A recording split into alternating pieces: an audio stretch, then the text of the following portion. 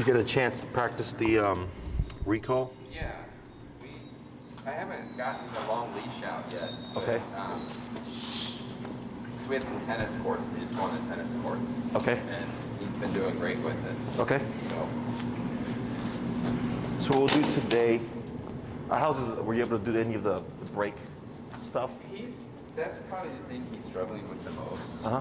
I keep forgetting to bring treats and that sort of thing. Uh-huh. And I think he's starting to get it, but. It's either going to be time, as you practice with him, to get him used to break means you can go, or if you're trying to speed up the process, break and then throw a treat. Yeah. But dog, it's not uncommon in the beginning because we're trying to err on the side of caution. Yeah. That they'll get it over time just through everyday use. Yeah. Otherwise, the food thing, or even if you go to the tennis court, do you play ball with him, or is it just letting him run around? Yeah, throwing things for him to go get. My wife was with me and went to the other side. We were just kind of calling him back and forth. Okay. That way. So even that, if you call him and you praise him, yeah, break and then throw the ball. Okay. That's another way you can go about cueing. You're just trying to get the impulsiveness of now you can go. Because technically break also means you can keep doing what you're doing. Uh-huh. So if he's laying on his dog bed and I go break, technically he could lay on the dog bed, right? Okay. But when we're in the training mode or walking mode where it's okay, break because I need you to potty, yeah, that's where it becomes problematic if he doesn't do it. Yeah. But technically he doesn't have to actually break from the command. Yeah. So, okay.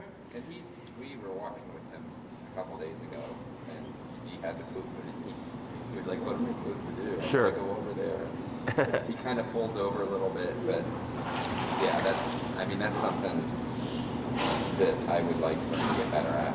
Yeah. He's doing the break. So either when you play ball with him or, just try to remember to bring some treats and then just use that to incentivize them. Okay? Yep. Anything else? I don't think so. He's been doing good with the recall. Okay. And I had him, we go to a dog park and play with a couple friends, and he did a good job even with that when he was with them, coming back to me. Okay. So, he's doing good. Good. And what's his number roughly? I usually started off around 30, but I think when, last week, it was at 60 here. And, Yep. And that's what, when he is distracted, that's the number that kind of works at 60. Gotcha. Have you seen him become reactive before? No. Okay. He does when we're on walks with other dogs. He wants to kind of jump and play and see them. Okay. But I haven't seen him do that. Okay, he's probably not that's Harley, the Great Dane. And you can see how he's kind of he's wanting to engage and play over here. Yeah. So he may not be liking the energy. Yeah. So that's all that was. So if you were to see him become reactive, all we do is remote because aversives are meant to stop behaviors. Yeah. So right there you give a singular tap and you saw how he kind of backed off. Yeah. Then went to lay down. Yeah. So if you ever see that happen, if you're on the walk, technically it's just a tap. And he would either redirect to what he's doing. So if he's in a heel, he should redirect back to the hip. Yeah. Otherwise, being stationary is the easiest way to handle friendliness, overexcitement, or reactivity. Because since he's stationary and he's supposed to keep that butt down, it takes a lot more for them to escalate. Yeah. And it's easier for the owner to recognize when to tap, because if he's breaking from the sitting position, it's obvious he should be corrected for that. Okay. And And we've come across other dogs on walks and mostly just kept walking and moving to this side. And he's done pretty well with that too. Okay. So. Anything else? The only other thing is walking. Is I feel like sometimes he's getting too far out in front of me. Okay. And I don't think he's trying to do anything. I think that's the way he's walking. Because you said that as long as he's when I step, as long as he's in line with my foot, that it's okay. Right shoulder, left hip. Yeah. So it's just he's got to be on the hip all the time. If you've cued heel. Okay. So heel is strict. Okay. Heel is right shoulder, left hip. Okay. Now if you say break and it's a leisurely walk, that doesn't matter. Yeah. So then he can be pulling, he can be a little bit ahead of you because it's not under command. So think of obedience as clocking in the work. Okay. Okay. So like right now I'm on the clock. I'm not like drinking a beer, smoking a cigarette, or like talking to my friends, right? I'm working, I'm educating you, I'm teaching you. But then after this lesson, I'm off the clock, I do whatever I want. Same thing for the dog. So when it comes to leash walking, because people have like a spectrum, right? Where it's like, oh, this is so much better than what it was before. I mean, I was not pulling as much. Yeah. But my dog's just a little ahead. Yeah. But heel isn't about not pulling as much. Heel is a very strict position. Now, the reason why this matters, at least for the heel, okay, is there's 6 basic commands. And the most important one would be technically the recall, because that's the one that's going to get your dog back. If you're practicing 5 out of 6 commands leisurely or like with gray area or lenient, it affects the recall, right? So with the recall, I told everybody, you need a complete 180 return, no questions asked. Right. But if the dog's like, well, 5 out of 6 commands, I don't have to be as tight. I don't have to maintain the sit. I can lay down if I want to, right? Or I can move this, or I can do that. There's all these exceptions, and then it comes to the point where it's like, crap, I need you to come back, but we've created all these exceptions that now it affects that one command. And heel is super important because it's the one you practice regularly. It's the one you practice at least 3 times a day if you're walking him, right? So if the heel becomes slack and lenient and lazy, then it affects everything else, okay? So I don't care how you walk Milo. I just care that when you've healed him, that is strict. And then if you're like, hey, you've been great for half an hour, we're gonna spend the last half an hour with you just being loose, break. And then we just go to this leisurely stroll. That's what matters. It's not that, so my rule of thumb is 80% work to 20% play, because your dog becomes what you practice with them. Yeah. So if you're constantly practicing discipline, focus, accountability, right? If you're not on the hip, I'm gonna correct you, expectations and stuff. And he's like, more and more, I get to do what I want. And then it's like, crap, I actually need you to do this today. Yeah. And then he's like, nah, we have a problem. It's like kids, right? You said right shoulder, left hip. left hip. Okay. That's the lineup, right? So if he's passing you, yeah. we would technically turn and tap Okay. to line him up, right? If he keeps passing you, what's the problem? It's not. Correct. It's the number. Yeah. Okay. So once you get to the correct number, let's say it's 45. You notice on 45, hey, he's on the hip, and I have to tap him once in a blue moon. Yeah. That's the Okay. the number. And then going to earlier, with kids, you have to keep the expectations where they are. Yeah. Because if you get leniencies, Yeah. I'm sure it probably starts to affect other things, right? Yeah. Exact same thing here. Okay. Okay. So let's say he's doing a great job, and you want to give him some like leeway, just release him, Yeah. but then expect him to potentially pull, Yeah. right? Because I had another client Yeah. who's like, my dog walks great on the heel, but then I want my dog to enjoy themselves, and I say break. I was like, tell him to say break, and she's like, but when I break him, he pulls too much. And I said, well, Yeah. that's how it works. I'm like, it's either he's under control or he pulls too much. There's no in between. Yeah. And then there's some dogs that you can see that can walk without pulling. It's more so temperament. It's more so just how the dog is. There's the concept of like stop if the dog starts pulling, and then move when they stop pulling. Great. It doesn't work. Dogs, that's too complex of a concept for a dog to pick up on. Yeah. Okay. So just keep that in mind. Okay. Okay. And I got this leash, Uh-huh. and we've been walking with this, which is not good for when we give him a break. Yeah, I was gonna say, looking at the leash, it's nice if you're just going for a straight heel, Yeah. because it's a nice length right there. As soon as Yes. you relax your leash, he's right there. But as soon as you release him, Yeah. it's gonna be limiting. Now, once you get him to the point, if you build him to the point where you're comfortable with him and you're confident in his control with off leash in terms of return, then it doesn't matter, because I can take him to the park, release him, take the leash off, Yeah. and he's doing his thing, and I call him back and leash him back up, and then we walk back home again. You want to let him off leash if you're just going for a walk, like. Well, in Chicago, there's leash laws, Yeah. right? I used to walk my dogs off leash because I used to live in South Loop. So I used to go from 11th down to Grant Park to the lakefront, up the river, and back through the downtown area, all with my dogs off leash. But they're in Right. kind of like rigid line, Yeah. and nobody cared except for one cop. Like for years, I did it for like 2 years, and then one cop stopped me, and he was like, "I'll give you a ticket for every dog." So I have other clients who walk their dogs off leash. They just keep a leash on them, Yeah. Because first they're going to give you a warning, and unless you keep repeating like within that moment, like you're not going to technically get the ticket. Okay. But it all comes down to your confidence level, okay, and also how much, and that strictness.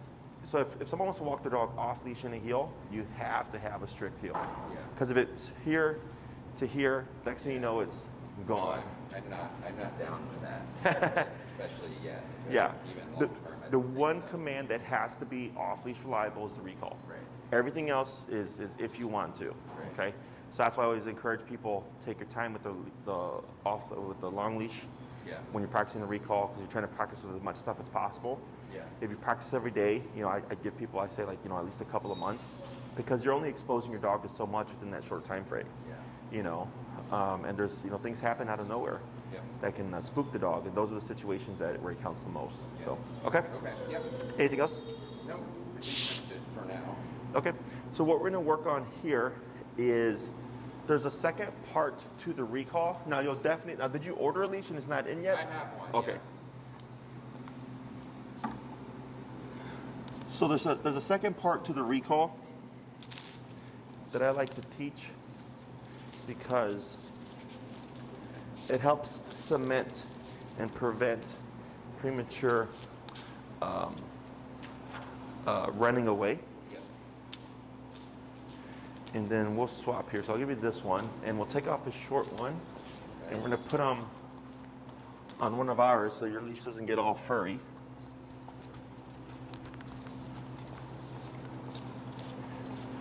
Here, I'll place down the chair for you.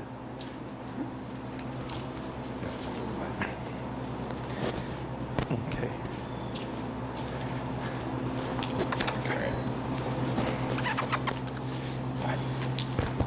Boy, so what we're going to do, we're going to get some distance. What's our number currently? It's 46. 46. Let's go ahead and go down to 25. We're going to start with just a couple of recalls, just so I can see what you remember from last class, and then we'll start to layer in the second half of it, okay? All right. Shh. Milo, come. Good. Good. Right. All right. Good boy. Good. How crazy is he for that ball? For the what? For the ball when you like play with him? Not so much. Moderate? Okay. Yeah. No, he doesn't really play fetch that much. Gotcha. All right, Milo, come. Yep. Good. Good. Excellent. Good job. Break. Break. Good, and one more. Break. Come on. Good boy. Good. Come on. Come on. Yeah, boy. Good. All right, Milo, come. Good. Good boy. Excellent. So everything looks good. You're doing the steps back. You're reeling in the leash and everything, so all that looks good. Typically, people forget the movement back. He's responded to that even. Like I think I've gone and just walked back a little bit a few times, and he sees it and he comes to me. Starts to follow. Cool. Yeah. So here with the recall, it's come to me, stay with me, and then sit, right? Yeah. So it's an implied sit. If you were to call Milo and he comes to you, Yeah. and you were to move like this or like to the side, what do you think he should do? He should come with me. Correct, right? Yeah. So what we're going to do here is add on what I call my side step exercise. Okay. I'll coach you through it, but essentially, if I tell you step to the right or step to the left, Yeah. you'll take 2 to 3 steps like this, Yeah. or back like this, or even reverse like this, okay? Typically only 2 to 3 steps. What we're doing here is checking his concept to see will he stick to the bottom, okay? Yeah. So everything stays the same. Now, when you come to a stop, you do want to let him settle in first, And then move. and then move. So you'll wait for him to sit, pause for a second or so, then move. Okay. And if he doesn't move with me, do I tap? Okay. All right. Milo, come.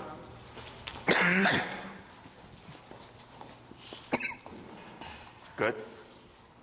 Tap, tap, hold right there.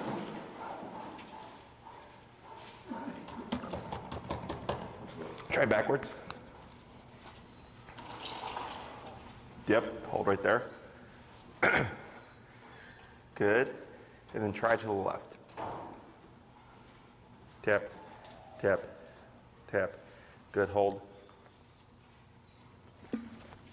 Now here, step to the left again. Tap, tap, tap, hold right there. Good, now praise.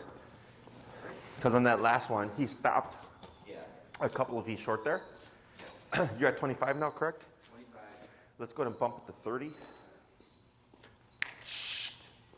And then as soon as he doesn't move with me, I tap. Correct. So he should be just a split second after you with his movement. Because if we wait a second or so, we create a delay. Right. And we want it to be instantaneous. Right, Milo, come. Good.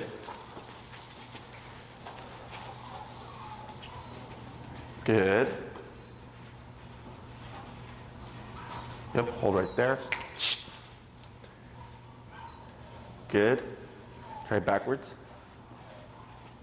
Tap, tap, tap. Good. Try to the left again. Tap, tap. Good. Praise. Good boy. And break. Good, we're gonna try that 3 more times. Let's try 35. We want to get those movements to be a bit more snappy. Yeah.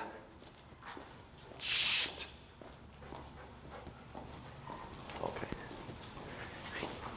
Good girl.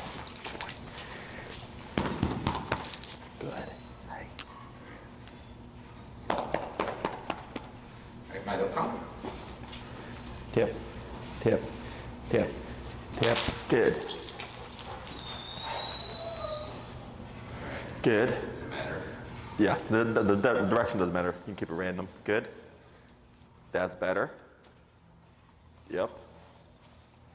Better. Tap. Hold right there. Tap. Tap. Tap. Good. Tap. Tap. Good. Now praise. Right, break. Good. Break. Break. Come on. Come on. So the first 2 were good. Yeah. They were pretty quick. But that last one, he started to kind of veer off a bit. Yeah. So we're going to do a couple more and I'll explain about things like that. Okay. Do we want to up the pressure? I'll go 38.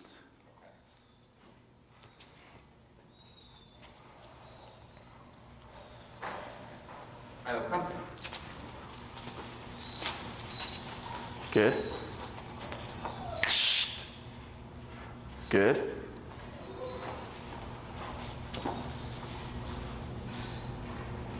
Tap. Good. Tap. Tap. Tap. Tap. Tap. Like, see, he feels it. Yeah. There he goes. Good. Yeah, that was better. That was much better. Tip. Excellent. And praise. Hey, Corey. Would you put the heat back on in the puppy room? I forgot she's coming for Azula. Excellent. We'll do one more. Break, break. Come on. Come on. Attaboy. Good. All right, Milo, come. Tip. Tip. Milo, come. Tip. Tip. Tip. Tip.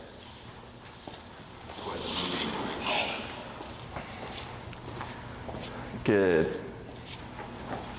There you go. Much better. Tip. Good.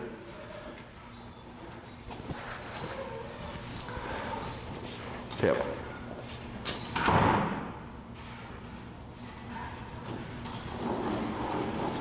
Good. To your, yep, good move. Good. Excellent. And break. Good. So those will bring Milo over. So here, I do this exercise for 2 reasons. One is confusion right there on that third one where he starts to veer off. Yeah. Right? And then through the taps, you saw him kind of stop and then like redirect and come back to you. That's one reason. Is it puts the dog in a position to more likely get confused or panicked, where they'll start to think like, what am I supposed to do? And they'll veer off. So we wouldn't repeat the command. We would just increase the pressure or keep remoting and move backwards and pull to direct them towards us. So that he gets conditioned of tap never means to move away from me. Tap always means to move to me, okay? And if he's ever gonna make a mistake in response to the collar, it's gonna be to return if anything, okay? So the other reason is to prevent premature breaking. So like if I go to the dog park and he's playing, I go, Milo, come. And he comes to me and I wait a moment. Most dogs will like, in the beginning, take off again, right? They wanna re-engage. So by doing this, where I may move and tap to keep them on me, less likely to see stuff like that happen, okay? So come means get over here and stay with me until I give you permission to go back, or you might just leave the park, okay? So, questions about any of this so far? No. Makes sense. There was one where he landed a little bit off of the body, right? And then I had you tap and then move away again. Yeah. So making sure that Milo moves into your immediate space within that 2 to 3 foot range. Okay. Not wanting to accept, if he lands like over there, coming in, good boy.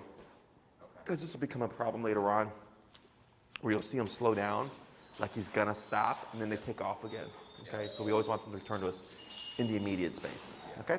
Yep. Questions about any of that? No. When you do practice this, I would be mindful not to drill this out too much.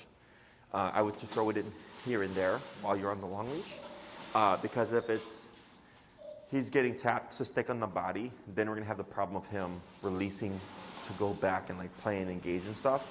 So the side steps I just throw in randomly until I feel pretty good about how the dog understands the concept. Because like with the break, right, how we're having issues with him releasing and like understand like, okay, now you can actually go and pee and stuff. Recall kind of creates more of a paranoia on that, okay? Right. So if you see you're working with him and all of a sudden like you go to the tennis court and Milo's like, nah, I'm gonna just hang out here, and you throw the ball and he's like, nah, I'm fine, I'm just gonna hang out here. It's because he's too worried about the exercise. Yeah. So then what I'll tell people to lay off the recall for a bit, rebuild the comfort of being loose again, and then when you see him be comfortable for a few days, then we come back with the recall. Because if he starts to get comfortable and they go, great, he's running around again, and I call him and get paranoid again, because he was just getting over the pressure. Does that make sense? Yeah, and I see that with him. He gets nervous about when he can actually be away from me. And like when we got the heavy snow last month, like he fell. Would you collar him up? He fell in love with playing frisbee, and he would go and get it and bring it back, and just like for as long as we wanted. And now he won't do anything like that. Okay. And I don't know if it's just he like going bounding through the snow, and it kind of coincides with when we started doing the training. So yeah. I don't know so if we seen a dip, it can be. So a guy like him, he's pretty solid. Yeah. Is weather has a big impact. So like my pit, she loves tug. She'll do a few fetches and stuff. If it's cold, she'll go for a bit. We can tug and tug and tug and all that stuff. But as soon as it's hot outside, she'll do like 2 to 3 tugs and she's like, I'm done, right? So it's possible that the temperature, because he overheats faster, can like make him like, that's not a good time. Or it can also just be because pressure is still new to him, that he hasn't gotten over it, okay? So go ahead and release Milo here. Milo, release. Break. Break. Break. Yeah. So like here, if I saw some kind of like drive for it,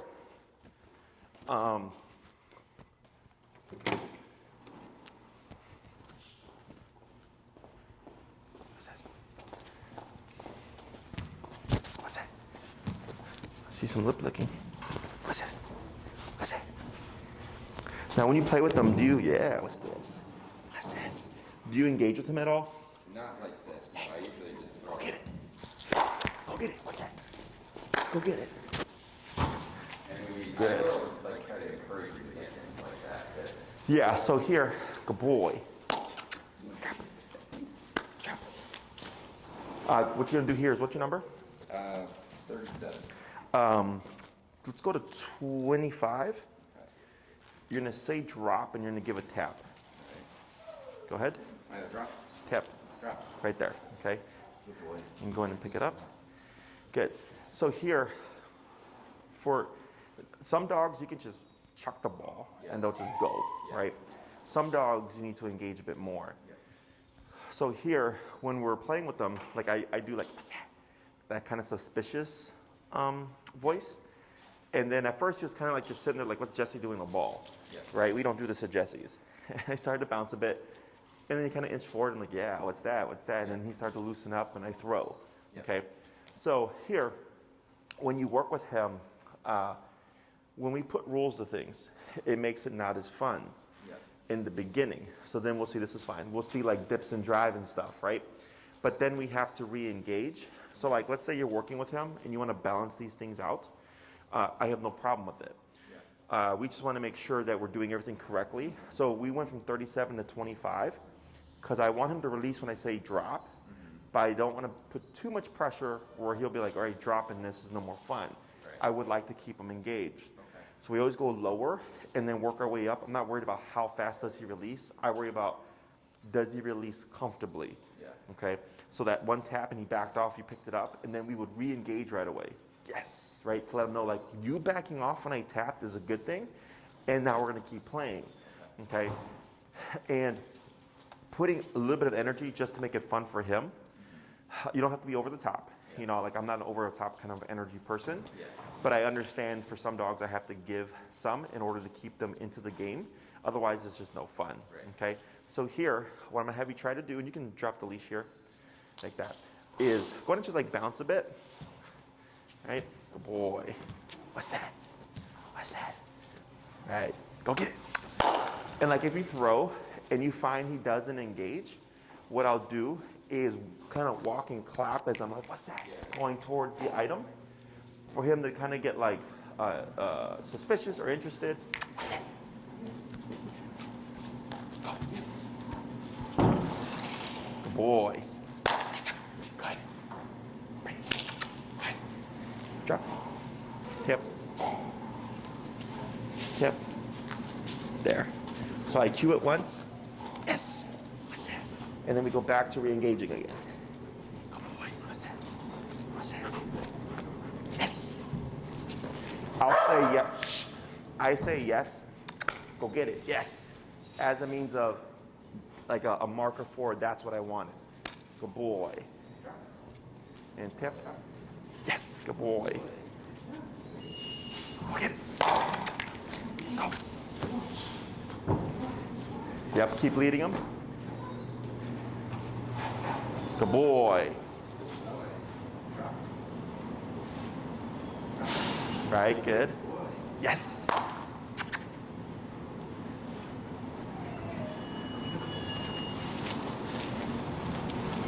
Good.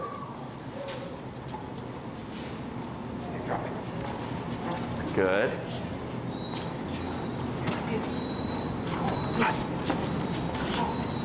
Good boy. Go. Right.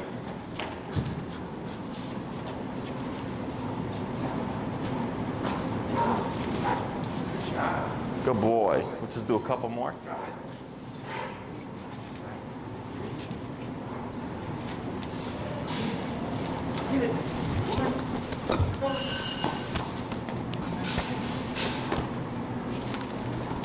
There you go. Good boy. Go get it. Yes. We'll do one more.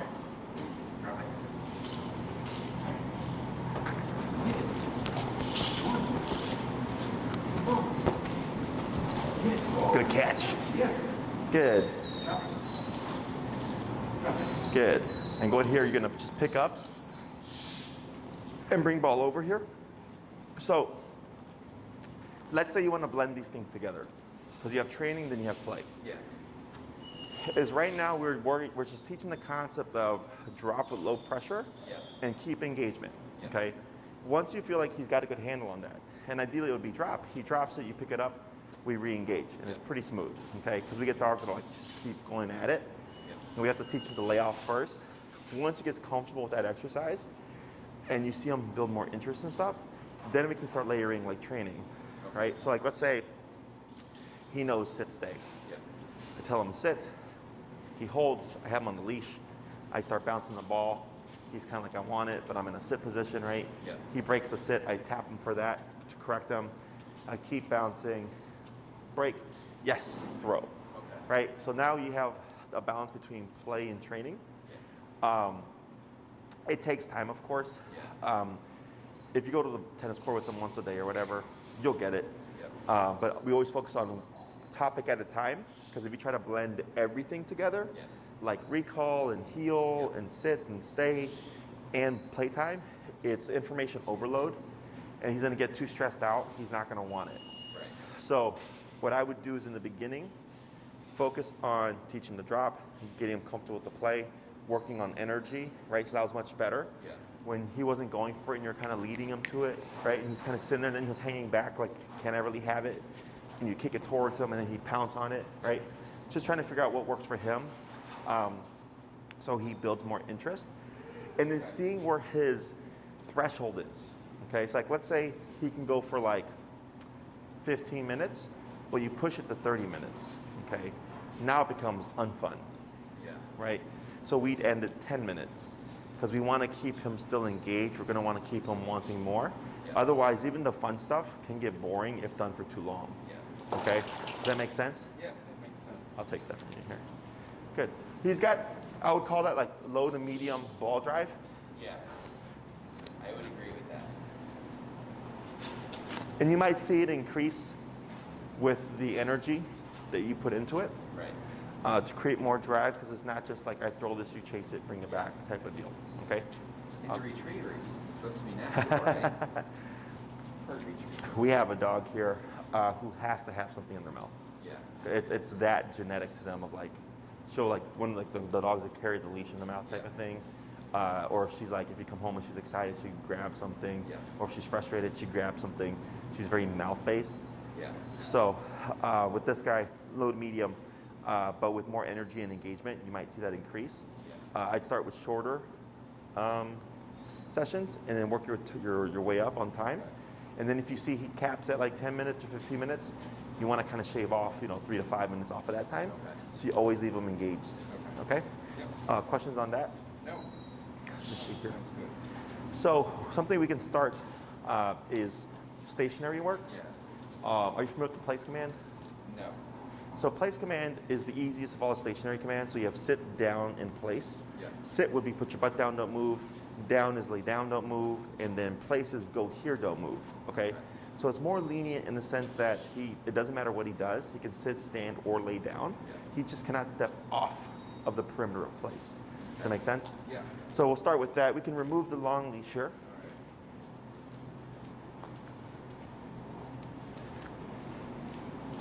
Good. I'll take that from you. So what we're going to do here is we're first going to use pressure to shape the behavior, and then we're going to start cueing it with the word, okay? So a placemat doesn't have to be fancy. It can be a towel, it can be a dog bed, it can be a blanket, just something that creates a perimeter on the floor, okay? So here, we're at 25, correct? Yeah. And we're going to keep it at 25. Okay. Is typically what I'll do is I'll brace the bed, because once you put pressure on them, they tend to resist, Yeah. okay? Because it's unfamiliar. So what we'll do is we're going to cut the leash about halfway, and then you're going to start tapping. And as you're tapping, you're also going to pull towards the placemat here. Now, once all of Milo is on the bed, we stop the tapping. Good boy. Now counter, tap, tap. Good. And then wait a moment. Good. And a little bit of praise. Good. You're going to cue the word break, and you're going to walk backwards. Yeah, like that. Perfect. And we're going to repeat that 4 times. Tap, tap, tap, tap, pull, tap, hold. Good. Praise. Yes. Now, if we start to see Milo going there prematurely, break. Yeah. We don't want to allow him to go. You would restrict him. Okay. So he only goes once you kick in with the pressure. Okay. Tap, tap, tap. Good. Bit of praise. Yes. Let's bump him to 28. Break. Good. Tap, tap. Good. Yes. Break. Break. Good. 2 more. Tap. Good. Break. And last one.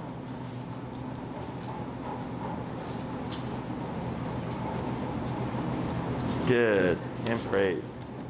And break. Break. Excellent. So now what we're going to do is when you come up to the placemat, Yep. you're going to stop about a foot away. You're going to wait a moment first. You're going to start tapping. And after 2 to 3 taps, if no response from Milo, you're going to keep tapping and then pull. Okay? Trying to keep the distance from the placemat and more so using leash pressure to get him to go there on his own. Okay.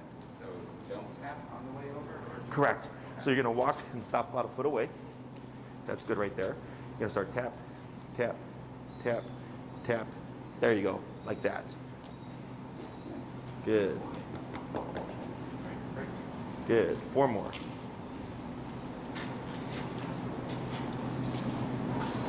Tap, tap, tap. Good. Does he have a collar? Yes. Good boy. Do you have a collar? Did you collar him up to correct the whining? Right, good. 3 more.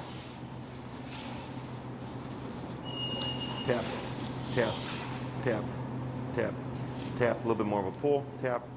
Good. And praise. Attaboy. Break. Good. 2 more. Tap. Good. Tap. Good. Much better. Praise. Good. And last one. Break. Good. Yep. Excellent. And praise. Good. Now we're going to do same concept, but now we're going to increase the distance. We're going to go about 2 to 3 feet away. Okay, we're going to anchor here first, pause for a second or two, because we want to see, we're pausing in case he flushes there on his own, so we can counter him to make sure that he's responding to the collar itself. Okay? So go stop 2 to 3 feet without giving him any sort of pressure with the leash. Mm-hmm. Then tap. Correct. Okay. Tap, tap, tap, and then leash pressure. Tap, tap, like that. Good. Attaboy. And praise. Good. Break.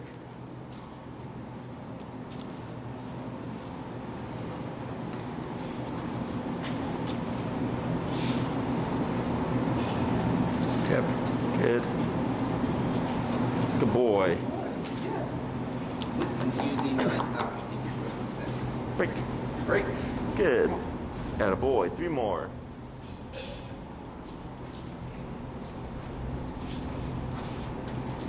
Tap, tap, tap. There you go. Much better. Good boy. Break.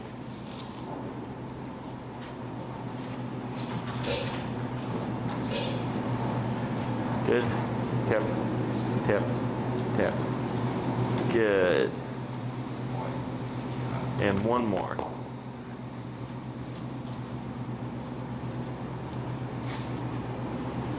Good.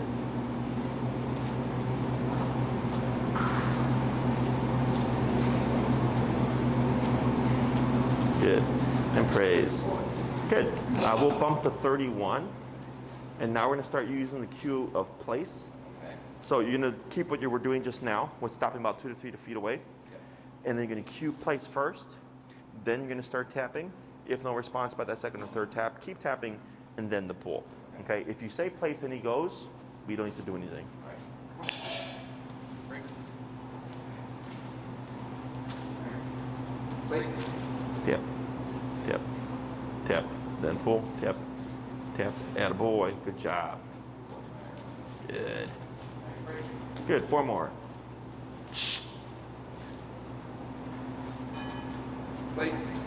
Tap, tap, tap, then pull, tap, tap. Good boy. Yes. Break.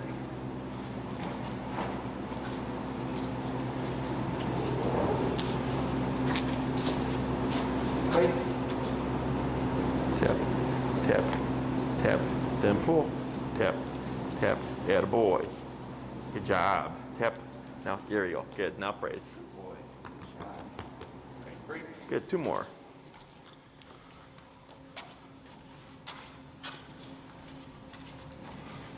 Place. Tap, tap, tap.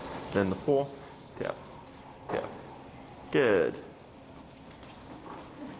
Shh. Hey, Corey. Break.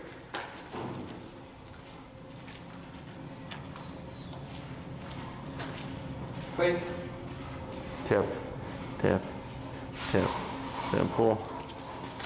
Good. And a pause right there. All right. Excellent.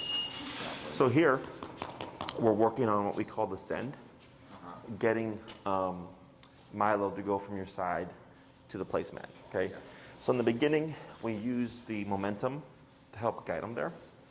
And then once we did a few of those reps to get familiarity for him, starting with the foot away, tapping to get him to go there, and then increasing the 2 to 3 feet away to make it super obvious that he's going from here to here, okay? Once we see that consistently, then we layer in the cue of place. So that triggers everything, right? So if you say place and Milo just goes with no taps or whatever, he avoids the taps, okay? Now place is meant for extended use. So he could be here for 30 minutes, 10 minutes, 2 hours. You pick the length of time that he would be here for, okay? Now, but that's going to be a separate aspect to the training. So you have the send and then you have the stay, okay? For the send, right now you're seeing place and tapping, but you're still needing that leash pressure before he actually gets there, right? So if you practice this, let's say 2 to 3 times a day for 3 to 5 minutes, this exercise, whenever we do anything redundant, we want to keep it shorter. Okay. When I do these sessions, obviously I have to train you to train him, so we go longer. Yeah. But if I were to train a dog in the beginning, we do it shorter, and then we build that over time, okay? So 2 to 3 sessions a day, 3 to 5 minutes of just place, break, place, break. Does it matter what it is? Like, can it be a different towel or bed or? It can be a dog bed, it can be an ottoman. I had somebody use like an area rug. It just has to be something that has a perimeter. Okay, so like you can't point to the corner and then say place, because there's the walls, but there's nothing limiting the place in this direction. But it can be like, I can have 5 different towels I do this with. Yeah. Let's say, okay. Okay. Now, if you're using a different, let's say you do 5 different towels, Yeah. and then one day you go to a restaurant and you want to bring Milo with you, Yeah. but those towels are dirty, you grab a new towel. Yeah. Okay. It may not immediately transfer because it may look different. Okay. So if it's like a completely different design or a completely different towel, you would have to do a couple of sends first to help him transfer, like, oh, this is also another place that I can go to. Okay. So like here, all our placemats, as you can see, look the same. Yeah. So if we move a dog from one placemat to another, like it just transfers super easily because they look the same. Yeah. Okay. So that's just one thing to keep in mind. It doesn't have to be anything fancy, just has to be something with a perimeter. Okay. So for the send, 2 to 3 times a day, 3 to 5 minutes. Okay. You can also use food here if you're finding, because he should be going, it should be placed, boom, he just goes, right? If we're seeing apprehension or delay and it's not getting better after a few sessions, this is where you can incorporate the food, okay? So it would be place, tapping, no response. Pulling, once he gets there, just feed, okay? So we're not using it to lead him there, we're using it as payment for going there, okay? I, of course, use very high value stuff, and then we should start seeing him be more incentivized to go there, because he's like, all right, if I hear place, pressure turns on, but also if I go there, I get something out of it, okay? And then once you get that consistently, then we can start to lay off of that. In terms of sending the place, it can be from wherever you want. Like most people send from like 3 to 5 feet away. Very rarely do I get someone who's like, oh, I want to send my dog from anywhere within the home, right? They're like, I want to be upstairs and send my dog place, and they'll run downstairs and go to the dog bed. And I'm like, well, then you're going to have to build that to that point, because it's not going to just transfer from this to me being upstairs and the dog going downstairs, right? So most people, the average is about 3 to 5 feet in terms of being able to send him. The next thing, of course, is the stay component. The stay component you can work on at the same time as you're working on the send component. So like, let's say you do a 3 to 5 minute session, and at the end of it, you send him there, and you decide, okay, I'm gonna have you not move for 30 minutes. That would be fine, because now you're ending with stationary control, and it's no longer gonna be redundant, okay? So What I suggest in the beginning is start off with this when you're not going to be doing anything. So if you're going to be sitting down watching TV, if you're going to do work from home, while you're eating dinner or lunch, anytime that you're going to be stationary for a period of time, you can do this. So if I'm going to watch an hour and a half long movie, get towel, dog bed, whatever, place it next to the couch, set him up, have the leash on, Milo place, he goes, and then I watch TV. Okay, 30 minutes later, he tries to sneak off. We don't say anything. We just start remoting, put pressure, he goes back on, go back to watching TV. 20 minutes later, he tries to sneak off, start remoting, put a leash pressure, got him back on, back to watching the movie, right? So then he's learning, oh, when I go here, it means go here and don't move, okay? So we start to apply this during life when you're just not going to be doing anything in the first place. And then you can build it to like, oh, we go to a restaurant and we tell him place and then he doesn't move the whole time we're eating brunch or eating dinner. But we always want to start within the home first because that's the easiest. That's where there's a lesser amount of stimuli so that it's easier for you to start in the beginning so we get the foundation down. So by the time you go to the restaurant, when you tap him to correct him, he's already familiar with what it means, okay? At this stage of training for the first week, what I suggest is when you place him, if you're gonna get up to like get a water or a drink or something, is you don't say break and stand up and then say break. You would say break then stand up. Okay, because if you stand up and then say break, what do you think is gonna happen? He's gonna think whenever I stand up. Correct, right? So we want to avoid that problem, and we avoid it by releasing first and then issuing, then standing up, so he doesn't pick up on that pattern. And then you can do what you're gonna do, come back, replace him, or we can let him be on break and he's done for the day. There's no such thing as too much, in my opinion, in terms of stationary work, because again, it's not repetitive, it's not redundant, okay? Questions about any of this? I don't think so, not yet. It's just like, but he doesn't know now that he's supposed to stay there. He's just kind of hanging out there because we're not doing anything, right? Right, and you're standing next to him. Yeah. It's really period or length of time of having him there where he's like, this is boring, now I want to move. Yeah. Right now you're close to him, you have the leash on him and stuff. When we do teach place with pressure, because dogs tend to want to avoid pressure, is what you may see is you'll tell him break and then he won't come off. Right, you'll try to remove him and he'll go like this, right? Because he's like, I don't want to be pressured back into the command. Yeah. That's normal, but that's technically what helps create the implied stay, is he's wanting to avoid pressure. So this tends to progress pretty easily. It's just a matter of finding, the times in life or in your daily routine where you can actually apply it. I do suggest you practice this regularly. A lot of people, I think, because it's so easy to practice, I can do this whenever I want, right, that they blow it off, right? And then, especially over the wintertime, they're like, I'll teach it to them, and then they kind of blow it off, and then come springtime, they go to the restaurant, they're like, I'm going to use place because, Jesse taught it to me, and it's easy. But now you've got the waiter, you got food, you got other dogs, you're outside, there's people cooing at your dog. Now there's so much going on that it doesn't just transfer that easily, okay? Shh. Do I give him a command then once he's in place? Do I say stay, or it's just like... It's implied. Okay. Yeah, so the way we create the implication of stay is by keeping him there for a period of time, and then when he tries to sneak off, remember, we don't say anything, we just start to pressure and guide him back on again. So then he thinks when they tell me go to place, it means go here and don't move, okay? Now, if you were to say go to your place and then go to your bed or whatever and then stay by accident, it's not going to kill the concept. A lot of people, because we're so used to words, will say place and then stay. I just don't teach it because the way I use stay is, let's say Milo was already on his dog bed. We did not send him there. He's on his own time. He can technically remove himself, right? Is if I decided I actually need you to not move now, then I say stay, because then it becomes the place command. Does that make sense? So you would do that if he's already there? If he's already there, correct. But if I send him there, Milo, place, and he goes, I wouldn't say stay there because it's implied with the send. But is he going to know what stay means? Like if that's the situation where he's already where I want him to be? Right, so like next class, we can teach the stay. Okay. With the concept of it, because technically no, because we've not gone over it. Yeah. But once we've covered it, then yes. Okay. So The stay applies to any command that you've taught through pressure. So if I've not taught the dog to down with pressure, and he's laying down on his own, and I go, Milo, stay. The reason why it doesn't apply there is because if he tries to break the command, I can't reinforce it because it's not been taught with pressure. Yeah. Now that place has been taught with pressure, once you learn the concept of stay, you can apply stay to when he's on his bed, and you can technically apply it to when he's sitting. Okay, because when we teach it from a sitting position in the heel. Because for heel, when you come to a stop, he should automatically sit, right?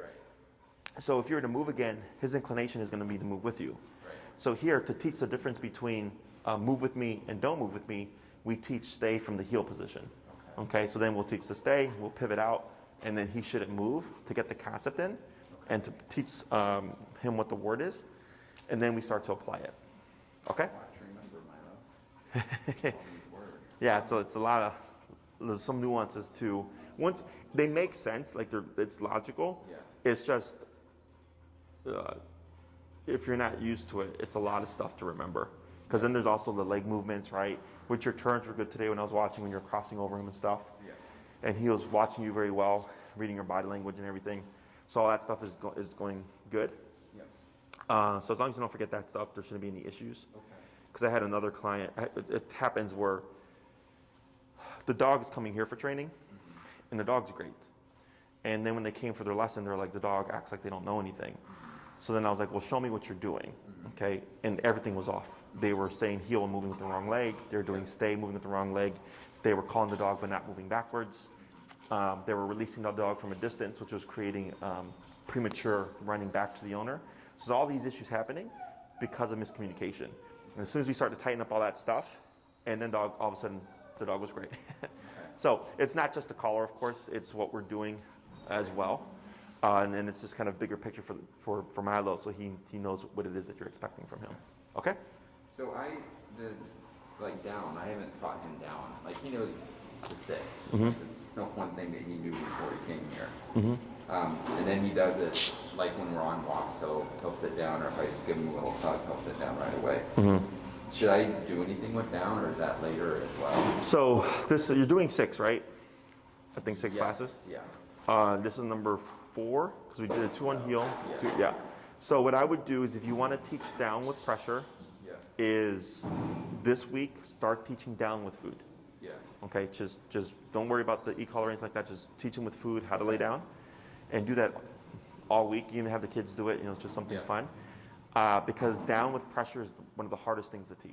Because it's against instinct to go down. His instinct is to move forward. So creating that familiarity with the position will make layering pressure over it much easier. Okay? And that's what I've done with him, but he's just never been very good at it. Yeah. So we don't need it to be Down, fancy. not that guy. Yeah, that's fine. As soon as he lays down, just feed him. Yeah. And then next class, go ahead and just have some food with you. Yeah. So that we can see how he does, and if we need the food, we have it.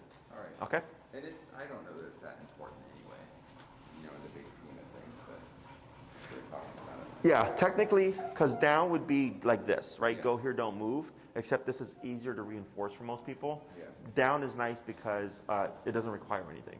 Yeah. You just, tell him down, he lays down, but it's more strict to reinforce. Right. So if you go to like a restaurant, you tell Milo down, if he gets up, you have to correct all that stuff. Yeah. Right? Most people favor place because it's okay, I can go to the restaurant, have my dog under control, but not have to be strict. Yeah. Right? He can sit, stand, lay down. Someone can come up and go like, oh my God, look at your cute dog, and pet him. Yeah. And he can stand up or sit. He's not doing anything. As long as he doesn't step off the perimeter, he's fine. So, but we'll see. I mean, we have 2 classes, Yeah. so we can definitely teach more stuff. Yep. We covered the most important stuff, which was the heel and the recall. And then as long as you do your homework and he's doing well and progressing, then we can just teach a little bit more. Okay. Okay? Yeah. Awesome. Sounds good. Good job. Break.